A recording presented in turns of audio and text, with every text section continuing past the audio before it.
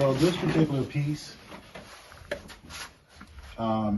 this is the return of disco with Tiffany blue.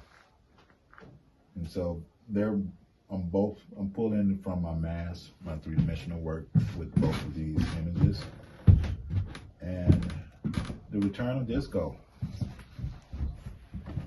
So this is actually, so I decided to present them in a discotheque. But this first particular painting, I'm not quite finished with this. This one, like, this is gonna be the discotheque. Okay. Okay, so I'm gonna start creating narratives in terms of like placing these masks and actually people or characters behind the mask in different social contexts. I'm basically pulling from experiences. Like, I remember discotheques in my neighborhoods. I remember the occasional crap game at the store. I remember stuff like that. So I'm just basically pulling from these experiences and creating my own narrative, for lack of a better term. If I have a vision when it comes to a painting, I'm gonna sketch it out first. I'm just gonna sketch it out on the canvas and go from there. And as I work, I kind of get a feel for whether or not I wanna do some assemblage on the canvas or just keep it kind of flat. But the sculpture in me kind of wants to add texture and body to everything.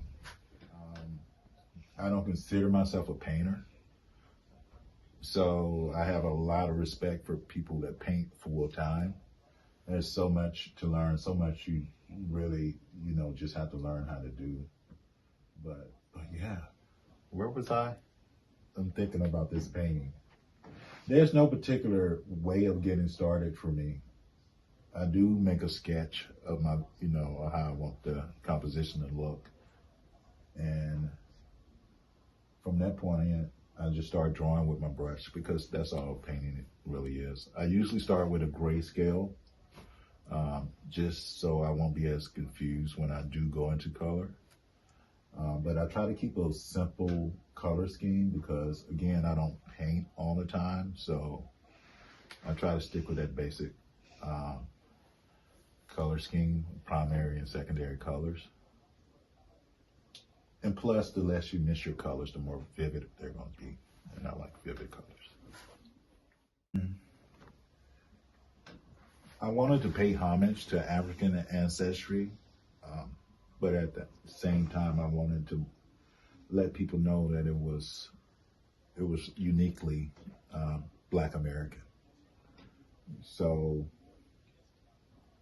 I decided to use the mask. I felt that the mask was really a good object to use in terms of trying to convey both of those sides, Africa and, Black America. So I just felt it was a good object to use and build from. And plus, I've always had a affinity for masks, since a kid. So most of the materials come from my home. They're discarded stuff from the house or stuff I find on trash day around the neighborhood. So in terms of materials, I try to find the best materials. I try not to work with materials that are too worn or too bad a shape, but I just try to find the most decent materials I can to work with. I can't say it's a necessity for me from a mental standpoint in terms of being able to create freely. I also just think it's just something that we've always done. My family have, a lot of people's families have, done the same type of things in terms of repurposing things. My grandmother was a quilt maker, so she used to make quilts out of our old clothes and stuff. And so I'm basically doing the same thing she was doing. except this process is the same. It's basically the same. I'm just doing it in a different way. But again, in terms of approach to painting, the only constant for me is the design part. I make sure I have design and composition, but from that point on, I don't know where I'm going in terms of color use or whatever else. I didn't start really getting serious about art until I was 33. And I worked a lot of odd jobs, and I picked up a lot of skills on these jobs. I never thought it would translate until me making art, but every little skill that I learned, it translated. And so just one day I started putting it all together. But like I said, for the most part, right now I'm pulling from mainly past experiences, things that I've seen changed, things that are still the same, things that are now non-existent, like the payphone and all of that other stuff.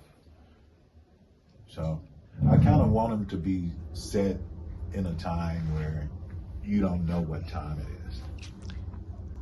Timelessness.